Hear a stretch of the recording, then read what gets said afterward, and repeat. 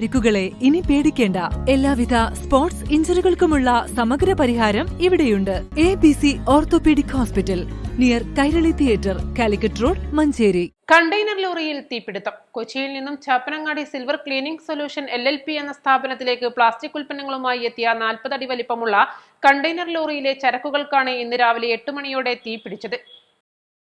കണ്ടെയ്നറിൽ നിന്നും സാധനങ്ങൾ ഇറക്കുന്നതിനായി തുറന്നപ്പോഴാണ് നേരിയ തോതിൽ ഉൾവശത്തു നിന്നും പുക ഉയരുന്നത് തൊഴിലാളികളുടെ ശ്രദ്ധയിൽപ്പെട്ടത്.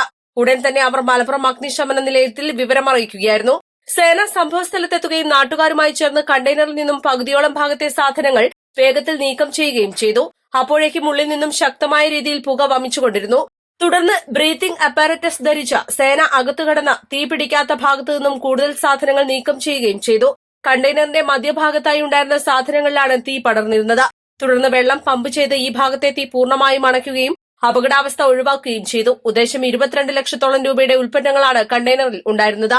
മലപ്പുറം അഗ്നിരക്ഷാ സേന station officer EK Abdul Saleem, senior fire and rescue officer EM Abdul Rafeeq എന്നിവരുടെ നേതൃത്വത്തിലെത്തിയ സംഘത്തിലെ ഉദ്യോഗസ്ഥരായ അഭിലാഷ് P, സുധീഷ് K, അമൽ P, Jishnu KP, Baiju V എന്നിവർ ചേർന്നാണ് തീ അണച്ചത്.